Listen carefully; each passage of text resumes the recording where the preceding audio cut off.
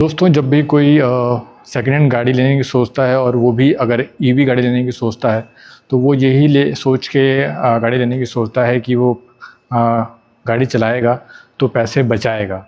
आपने देखा होगा कि इलेक्ट्रिक गाड़ियाँ जो हैं वो नई गाड़ी इतनी महंगी हैं, 15 से 16 लाख में आपको गाड़ी मिलती हैं। 10 लाख से स्टार्टिंग है रेंज। ऐड आते हैं 6.99 के, पर आपको ऑन रोड जो है गाड़ी वो 10 लाख की पड़ती है। तो फ्रेंड्स, नई गाड़ी भी बहुत महंगी है। अगर आप सेकेंड हैंड गाड़ी भी लेने जाते हैं तो आपको 7-8 लाख की गाड़ी मिलती है कम से कम। तो वो भी एक पेट्रोल गाड़ी से बहुत महंगी पड़ती है। तो आप सोचते होंगे कि उसके बाद भी हमें क्या फ़ायदा है गाड़ी लेने का। उसके दोस्तों, मैं आपको बताना चाहूँगा कि उसके बाद भी अगर आप सेकेंड हैंड गाड़ी, अगर आप इलेक्ट्रिक गाड़ी लेते हैं तो आपको फ़ायदा ही रहता है। अब हम अपने मेन मुद्दे पे आ जाते हैं कि अगर आप सेकेंड हैंड गाड़ी लेते हैं 2025 में तो आपको कौन कौन से पॉइंट्स ध्यान में रखने चाहिए। तो फ्रेंड्स, सबसे पहले तो आपको गाड़ी इलेक्ट्रिक गाड़ी है तो सबसे मेजर कंपोनेंट इसका जो है वो बैटरी ही रहने वाला है। तो आप बैटरी का जो है सर्विस सेंटर में जाके इसका जो SOH रिपोर्ट है आप वो निकलवाइए। आपका इसमें कुछ नॉमिनल चार्ज आएगा 5 से 5,500 का, अगर मैं टाटा की बात करूं तो, और बाकी किसी कंपनी इसका कम भी हो सकता है। तो आप सबसे पहले सर्विस सेंटर में जाइए और इलेक्ट्रिक गाड़ी जो भी आपने सोच रहे हैं सेकेंड हैंड लेने का, उसका आप SOH रिपोर्ट निकालिए और आप देखिए कि उसमें कोई साइंस आपको दिखते हैं कि बैटरी वीक है या उसके सेल्स कोई वीक हैं। अगर आपको वो रिपोर्ट में दिखता है तो आप उस हिसाब से अपना डिसीजन बनाइए। और उसके बाद एक और मेन पॉइंट होता है कि बैटरी की वारंटी है कि नहीं और कितनी उसकी वारंटी बची है, अगर है तो कितनी वारंटी बची है। और उसके बाद एक और पॉइंट, सबसे मेजर पॉइंट है कि बैटरी की वारंटी वॉइड तो नहीं है, आपको बैटरी की वारंटी मिलने में कोई दिक्कत तो नहीं आने वाली।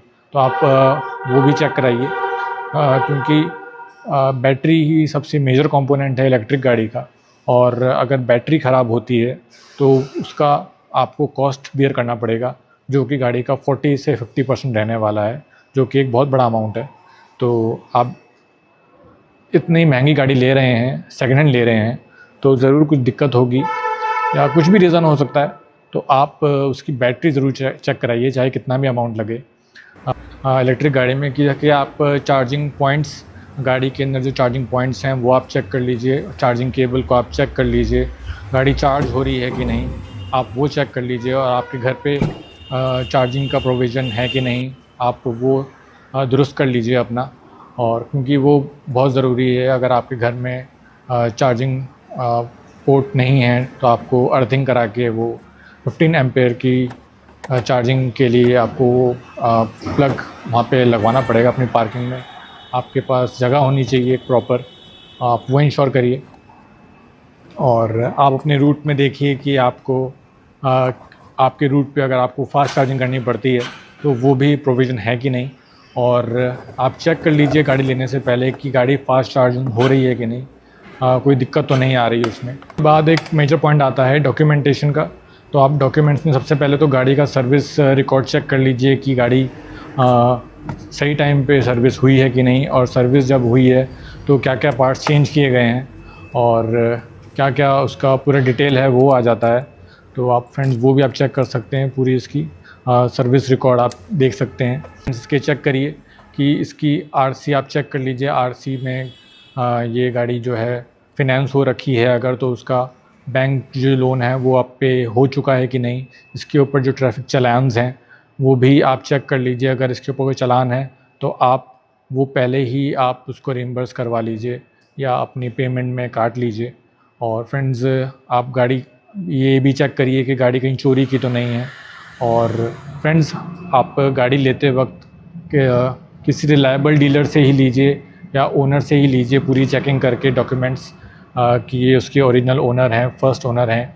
और क्योंकि ये बहुत ज़रूरी है फ्रेंड्स, क्योंकि पहले ही ये इलेक्ट्रिक गाड़ी है, अगर फिर डॉक्यूमेंटेशन में आपको कोई दिक्कत आती है तो बहुत ज़्यादा अमाउंट आपका जो है वेस्ट हो सकता है। इंश्योरेंस जो है वो बहुत महंगी पड़ती है इलेक्ट्रिक गाड़ियों की, तो वो भी आप चेक कर लीजिए कि आपको इंश्योरेंस मिल रही है कि नहीं साथ में। क्योंकि अगर आप गाड़ी लेने के बाद खुद इंश्योरेंस कराएंगे तो आपको कम से कम 20 से 30 हज़ार रुपये की इंश्योरेंस आती है। सेकेंड हैंड ईवी होने के बावजूद। तो आपको चेक करना है सॉफ्टवेयर और कंट्रोल्स का, और जो कि अब बार बार अपडेट होता रहता है। कंपनियाँ उसको अपडेट करती हैं। जैसा कि आपने सुना होगा, ओला जो स्कूटर है उसके जो सॉफ्टवेयर है वो अपग्रेड किया जाता है कंपनी के द्वारा। तो आप गाड़ी लेते वक्त सॉफ्टवेयर चेक करिए, और उसके साथ जो ऐप्स आते हैं वो भी आप चेक कर लीजिए कि वो प्रॉपर्ली फंक्शन कर रहे हैं कि नहीं। और जो अगर आप सेकंड हैंड गाड़ी ले रहे हैं तो आप वो जो ऐप्स हैं वो फर्स्ट ओनर से डीलिंग भी करवा लीजिए, और अपने फ़ोन पे अपने वो जो ऐप है उसको इंस्टॉल करके आप अपने उसको लिंक करवा लीजिए, क्योंकि वो भी बहुत ज़रूरी है। ऐप्स आजकल सॉफ्टवेयर बहुत ज़्यादा इम्पोर्टेंट पार्ट प्ले कर रहा है ऑटोमोबाइल्स में। आप उसके साथ ही लेटेस्ट फर्मवेयर जो अपडेट हुए हैं कि नहीं वो भी चेक करा लीजिए, क्योंकि जो सॉफ्टवेयर है वो मेजर रोल प्ले करता है गाड़ी की यूजेबिलिटी और सेफ्टी में, क्योंकि वो इलेक्ट्रिक गाड़ी है इसलिए। और फ्रेंड्स, इसके साथ ही आप चेक करवा लीजिए कोई इसके ऊपर केस तो नहीं है, कोई हिट एंड रन का कोई इस पर कोर्ट केस ना हो, वो भी आप चेक करा लीजिए। और फ्रेंड्स, उसके साथ ही आप इसका फ़िज़िकल चेक कर लीजिए कहीं गाड़ी पे कहीं डेंट तो नहीं लगा हुआ, और कहीं आप अंडर बॉडी चेक करवा लीजिए, क्योंकि अंडर बॉडी में ही इसकी बैटरी लगी होती है। और बैटरी और इसका सस्पेंशन आप चेक करवा लीजिए, सस्पेंशन में कोई दिक्कत ना हो। गाड़ी आराम से आप चलाइए और इसको खड्डों में ऑफ रोड लेके जाइए, और वहाँ पे आप चेक करिए कि इसका जो सस्पेंशन है वो सही से काम कर रहा हो, उसमें कोई आवाज़ ना आ रही हो। और इसके टायर भी आप चेक कर लीजिए, कोई ज़्यादा वेयर टियर ना हुआ हो। ब्रेक्स आप चेक कर लीजिए इसके, ब्रेक लगाते हुए कोई दिक्कत ना आ रही हो, जो उसमें ब्रेक्स पैड जो हैं इसके सही हों, जो अगर डिस्क ब्रेक हैं तो उसमें रस्ट ना ही हो। और फ्रेंड्स, अंडर बॉडी आप चेक करा लीजिए, क्योंकि वहाँ पे बैटरी लगी होती है। अगर बैटरी की केसिंग पे भी अगर डेंट लगा है या बैटरी अगर हिट है नीचे से, तो आपको बैटरी की वारंटी मिलने में दिक्कत आ सकती है। और आप जब बैटरी आप चेक करवाएंगे तो आप ये भी चेक करवा लीजिए कि कहीं उसके अंदर वाटर सीपेज तो नहीं है, क्योंकि उससे भी बैटरी की वारंटी वॉइड होती है। तो फ्रेंड्स, आप ये ज़रूर इंश्योरेंस कराइए इलेक्ट्रिक गाड़ी लेते हुए कि बैटरी में कोई दिक्कत ना हो, उसकी बैटरी की वारंटी वॉइड ना हुई हो, उसमें कोई भी रीज़न रहा हो, अंडर बॉडी अगर हिट हुई है तो बैटरी की केसिंग पे अगर कोई डेंट या कोई हिट का निशान है तो उसकी वजह से ये बहुत बड़ा आपको लॉस हो सकता है। तो ये भी आपको चेक करना बहुत ज़रूरी है। आप इसका टेस्ट ड्राइव लीजिए और पता लगाइए कि गाड़ी कितना किलोमीटर चल जाती है। जितना आपकी ज़रूरत है उतना किलोमीटर तो चलनी चाहिए, उससे ज़्यादा भी चलनी चाहिए, क्योंकि ज़रूरी नहीं कि आप रोज़ ऑफिस से घर ही आ रहे हो, आपको कहीं डिटूर भी लेना पड़ सकता है, आपको कहीं और भी जाना पड़ सकता है। तो जैसे मेरी रनिंग थी रोज़ की 100 किलोमीटर, तो मैंने बड़ी गाड़ी ली जो 200 किलोमीटर कम से कम चल जाए।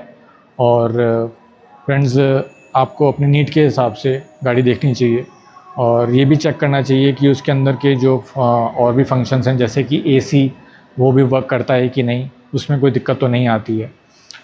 वो भी एक मेजर कंपोनेंट है इलेक्ट्रिक गाड़ी में, क्योंकि अगर इलेक्ट्रिक गाड़ी का एसी अगर काम नहीं करता है तो उसको ठीक कराने में बहुत ज़्यादा अमाउंट आपका लग सकता है। व्हीकल का जो आरसी है उसमें आप मेक एंड मॉडल सही से चेक कर लीजिए। उसका फ्यूल टाइप तो इलेक्ट्रिक है ही, वो तो उसके ग्रीन नंबर प्लेट से ही चेक हो जाएगा। और name and address of the owner, वो भी आप चेक कर लीजिए कि वो भी सही हो, और अगर वो फर्स्ट या सेकंड ओनर है तो वो भी आपको आरसी में पता चल जाएगा। उसके बाद आप registration mark of the vehicle, वो भी आप चेक कर लीजिए। और इसमें सबसे इम्पॉर्टेंट है engine and chassis number. Engine and chassis number भी आप चेक कर लीजिए, गाड़ी का आप मैच कर लीजिए, गाड़ी पे जो लिखा है और जो आरसी में लिखा है वो सेम होना चाहिए। ये बहुत इम्पॉर्टेंट है। चेसिस नंबर और इंजन नंबर कई बार दिक्कत हो सकती है, तो आप वो भी चेक कर लीजिए। और फ्रेंड, जो भी मॉडल की इलेक्ट्रिक गाड़ी ले रहे हैं, आप उस मॉडल के बारे में अच्छे से जांच कर लीजिए, ऑनलाइन ऑफलाइन। जिन्होंने गाड़ी ले रखी है आप उनसे बात कर लीजिए कि वो गाड़ी चलाने में आपको कोई दिक्कत तो नहीं है। अगर आप वो गाड़ी लेते हैं तो उसके स्पेयर पार्ट्स आपको मिलते हैं कि नहीं, और मिलते हैं तो वो कितने के मिलते हैं, महंगे मिलते हैं या सस्ते मिलते हैं। तो आप ये भी आपको कंसिडर करना चाहिए। इन द लॉन्ग रन आपको ये बहुत ज़रूरी है कि स्पेयर पार्ट्स की अवेलेबिलिटी हो और वो आपको एट द बेस्ट प्राइस पे मिले। तो ये सब चीज़ें आपको चेक कर लेनी चाहिए और इसमें आपको फ्रेंड्स 80 टू 90% आपको पता चल जाएगा कि गाड़ी के क्या हाल हैं, आपको गाड़ी लेनी चाहिए कि नहीं। और बाकी 10 टू 20% आपको जो है सब कुछ ऊपर वाले पे छोड़ देना चाहिए, क्योंकि मैंने भी कुछ ऐसा ही किया है कि मैंने जितना मैं चेक कर सकता था मैंने चेक किया और बाकी सब कुछ ऊपर वाले पे छोड़ दिया कि गाड़ी हमें सही मिलेगी। और मैं आपको बताऊं अपना एक्सपीरियंस कि मैंने ये गाड़ी ली टाटा नेक्सॉन ईवी और मुझे मतलब 4-5 महीने हो गए हैं इसको लिए हुए और इसको मैंने फ़ाइनेंस करवाया गाड़ी को और अभी तक इसकी 4 किस्तें चली गई हैं। उसमें से 3 किस्तें जो हैं मैंने मेकअप कर ली हैं in the form of running cost जो इतनी सस्ती है उस हिसाब से मैंने इसको अभी तक 7,000 किलोमीटर चला लिया है। और अगर आप पेट्रोल से कंपेयर करते हैं तो मैंने 70,000 रुपये बचा लिए हैं 10 रुपये किलोमीटर के हिसाब से अगर हम कैलकुलेट करते हैं। और 7,000 किलोमीटर जो है इसको स्लो चार्जिंग करके ही चलाया है, तो मेरे इसका लगभग 10,000 रुपये 15,000 रुपये आप समझ लीजिए मेरा मेंटेनेंस कॉस्ट आया है। और तो आप उस हिसाब से मेरा जो 3 जो इसके इंस्टॉलमेंट का जो अमाउंट है वो मैंने निकाल लिया है 4 में से। तो फ्रेंड्स गाड़ी इलेक्ट्रिक गाड़ी बहुत इकोनॉमिकल पड़ती है, अगर आप सेकेंड हैंड भी लेते हैं तो बहुत इकोनॉमिकल पड़ती है, उसमें कोई दो राय नहीं है अगर आपको गाड़ी सही मिलती है तो। Terms and conditions apply. तो फ्रेंड्स कैसी लगी आपको हमारी वीडियो आप ज़रूर कमेंट्स में बताइए। हमारी वीडियो को लाइक करिए, शेयर करिए और हाइप भी करिए ताकि आपको ऐसी आने वाली वीडियोस मिलती रहें। और फ्रेंड्स अगर आप भी अपने ईवी ओनरशिप हमारे साथ एक्सपीरियंस अपना शेयर करना चाहते हैं तो आप वो भी कर सकते हैं। हमें मेल करिए evmonkofficial@gmail। और फ्रेंड्स हमारे चैनल को सब्सक्राइब भी कर लीजिए ताकि आपको ऐसी आने वाली वीडियोस मिलती रहें, उसमें बिल्कुल भी कंजूसी ना करें। Till the next video friends, take good care of yourself, drive safe and wear your helmets always. Bye bye.